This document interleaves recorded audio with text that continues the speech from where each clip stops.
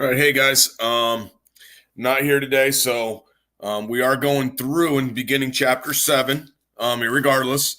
And we're gonna go ahead and start today, my young grasshoppers, with the multiplication properties of exponents. This is section 7.1 in your book. Now we have done already some things with exponents, like please excuse my dear Aunt Sally, things like that. What we're actually going to do today is learn some of our exponent rules. Okay. And one we'll focus on is when we multiply monomials, and we'll talk about what monomials are. We'll also be simplifying expressions with monomials. Okay. So let's go ahead and look at our basic vocabulary here. Okay. So the word monomial. Okay. Essentially, we can think of this is that it's one term. Okay, it's a single term. Okay, you're not going to see any addition or subtraction. Essentially, what it is, it's multiplication of numbers and variables. Okay, and you'll see what that looks like here in a second. Now, a constant term is going to be, whoa, that was weird. A constant term is basically just a number. There are no variables attached to it. Okay, and I've tried to use that terminology. We've gone along. Okay, but that is what a constant term is. So let's go ahead and look at some of these parts. Okay, all right, here, example 1. What it's asking us says, determine whether each expression is a monomial, and then explain our reasoning. Now, remember we said a monomial is one term. So this first one cannot be a monomial because it has two terms. The 17 and the C are separated by the minus sign. So that's actually, it's called a binomial. It's two terms. Okay. Letter B is a monomial. Okay. That's what those look like. We have the number 8 and then F's and G's multiplied together. Notice that the F, it does have an exponent on it. No big deal. Okay.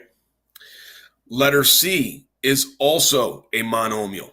That is a constant term. Okay, there's no variables on it. It's just a number or a fraction or a decimal for that matter, but there's no variables attached to it. The last one here, letter D. Letter D is not a monomial because it has division of a variable. Okay. Now, what I want you to do, and if the sub could please pause the video in a second, I want you to answer this question. Which of these is a monomial? If the sub would please pause the video and give the students 30 seconds to complete this problem. The correct answer is letter A. Okay, and letter A, that is the only one, okay, that is just basically a number and variables multiplied together. Okay, B has two terms, and C and D both have division of a variable. So those are not monomials. Okay, that's just some of the terminology stuff. Now let's get into what some of the problems actually look like. And you won't need to copy this down, but in your worksheet, you'll have this already on it. Okay, the first part that we're going to be looking at is called the product of powers. Okay, essentially what it's saying is if I take two things and multiply it together that have the same base, I'm allowed to add their exponents. Essentially what it's doing is it's following this rule. If I look at this problem right here, b to the third and b to the fifth, b to the third times b to the fifth. Well, b to the third, that is 3 b's multiplied together. B to the fifth, well, that is 5 b's multiplied together. And if I look at that, what they realize is there's 1, 2, 3, 4, 5, 6, 7, 8 b's. Okay, and it gave us b to the 8th.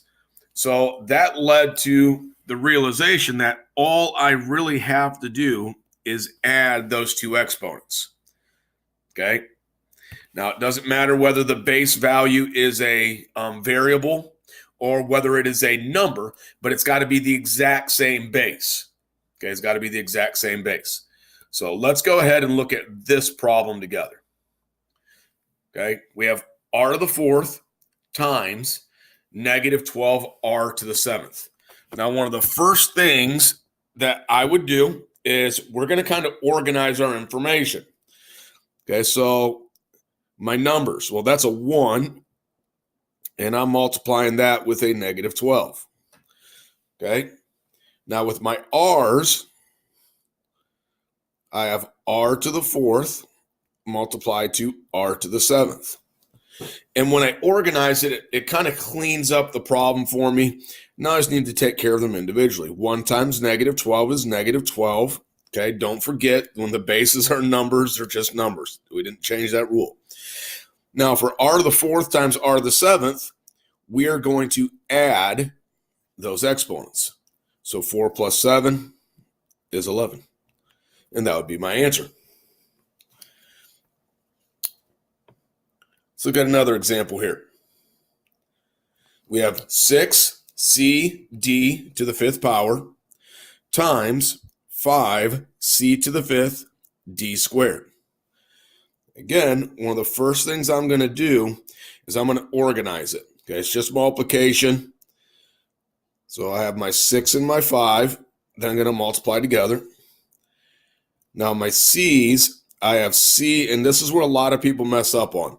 That is c to the first power and c to the fifth power. Those are being multiplied. And then my d's, d to the fifth and d squared.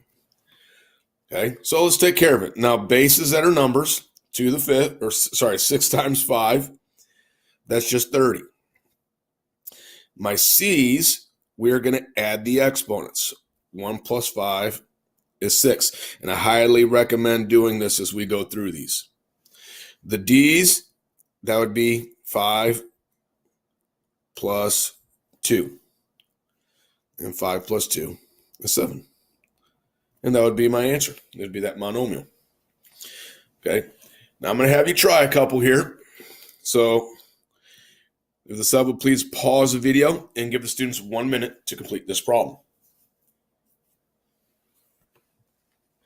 Okay, the correct answer for this particular one, we should have 5 times 4 and x squared times x to the third. Well, 5 times 4 is 20. So I know it's neither A or D.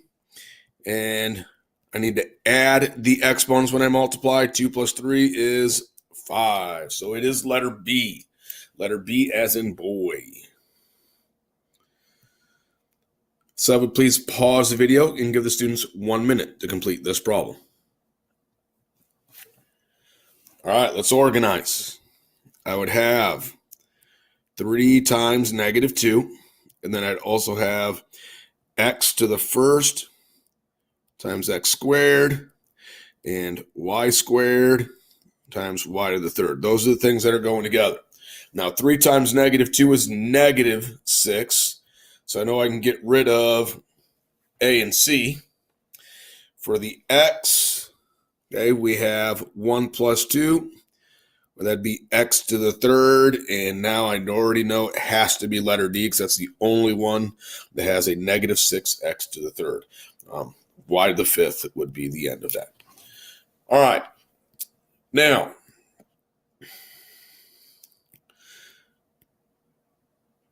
let's go ahead and go on to our next rule.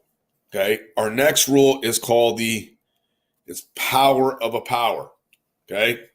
The power property.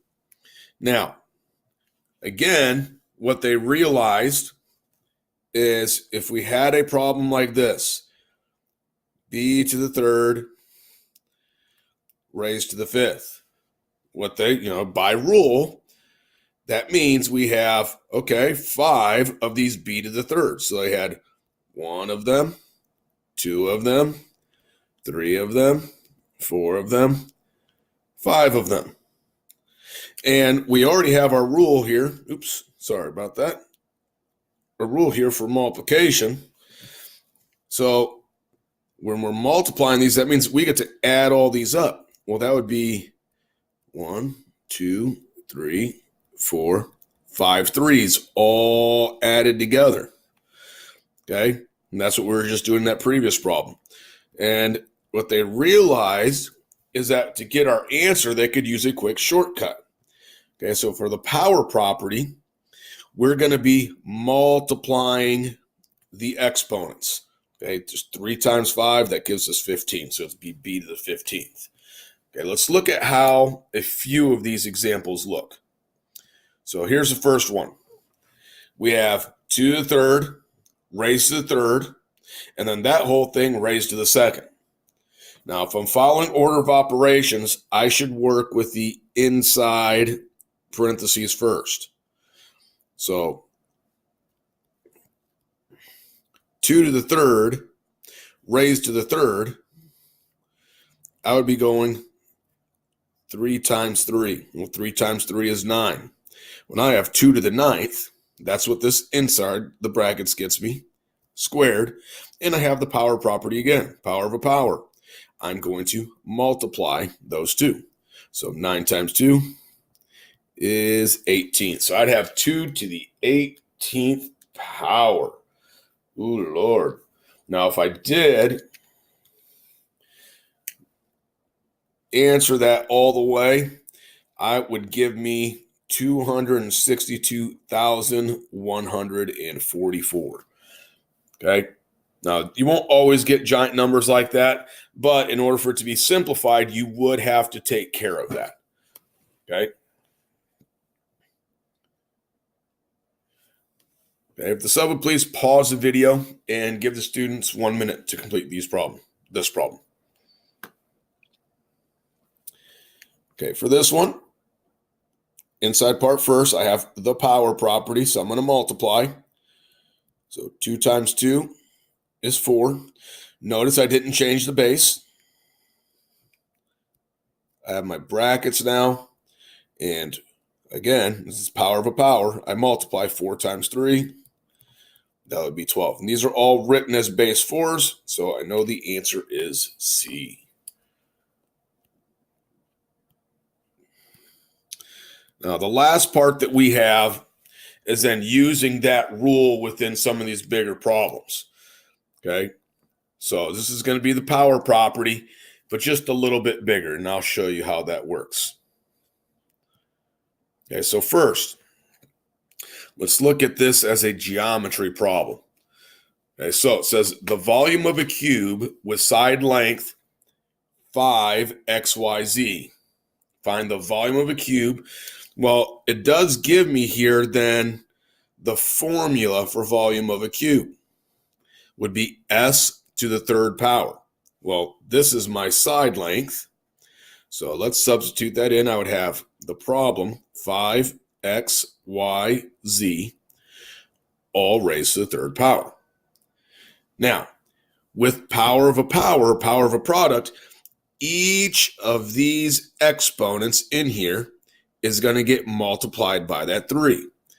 Okay, no, it seems weird, but you see I put all those ones there. If they don't have an exponent, that means it is the exponent of 1. So for the 5, be 1 times 3 is 3, so that'd be 5 to the third power. For the x, 1 times 3 is 3. For the y, 1 times 3 is 3.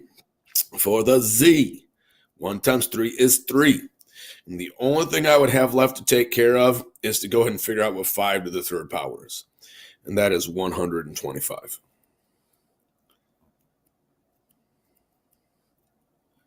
And there's my answer. Okay. Now we're going to skip this part. I'm going to show you then. This is the last type of example. It's just getting just a little bit bigger. Okay, so what I want to make sure of first is I follow my order of operations. Okay, so I want to have please excuse my dear Aunt Sally in my mind as I'm doing these. Okay, so I look at this first, and there's a lot here. But on the inside of the brackets, I have a problem. Okay. So I'm going to take care of that part first. Now, I'm going to say this. If you try to do too much at once, you will make mistakes on these. You got to be very, very careful. So for this one, I have 8. I'm multiplying these by this 2. Okay. The exponent on the 8 is a 1, so 1 times 2 is 2. For the G, 3 times 2 is 6. For the H, 4 times 2 is 8. Now, I still have all this other stuff around here. Okay. And I'm going to keep going. Okay. Now, I'll get to this other part of it here in a little bit. For the 8, now I have 2 times 2 is 4. For the G, 6 times 2 is 12. And for the H, 8 times 2 is 16. Okay, so that is just left part here. Okay, I got that left side done. Now, I do have another problem over here, another power of a product right here. So now I'm going to have to take care of that. What I need to be able to recognize is it does have this 4 on the outside. So again, this is power of a product. I'm going to multiply all of the exponents. So for the 2, that's going to be 2. 1 times 4 is 4. G, 1 times 4 is 4. The H, 5 times 4 is 20. And now I'm going to go ahead and start grouping things, just like we were doing before. So I know I have my 8 to the 4th being multiplied to the 2 to the 4th. I also have the G's, G to the 12th being multiplied to G to the 4th. And I have my H's, H to the 16 multiplied to H to the 20. Now, you've got to be very careful here with this part, okay? I'm actually going to have to figure out what 8 to the 4th power is. 8 raised to the 4th power. That is 4,096. And 2 to the 4th power is 16. With the G's, I'm multiplying G's. That means I'm going to add my exponent. So I've got to transition to that rule. 12 plus 4 is 16. With my H's, they are being multiplied. I've got to add my exponents, and that's going to be 36. The only thing I have left to do is go ahead and multiply those two out, and I'm going to get 65,536 G to the 16th, H to the 36. And that would be my final answer. Now, these will be the hardest that some of these get in this particular section, just an FYI. Okay, if the sub would please pause the video and give the students 2 minutes to complete this problem. All right, let's go ahead and take care of this part here. So I'm going to still have my brackets. I have the power property with the 2. So for the 2, 1 times 2 is 2. For the C, 2 times 2 is 4. For the D, 3 times 2 is 6. I'm going to go ahead and copy down that second part. Okay, now I'm going to take care of this, power of a product again. Okay, for the 2, 2 times 3 is 6. For the C, 4 times 3 is 12. For the D, 6 times 3 is 18.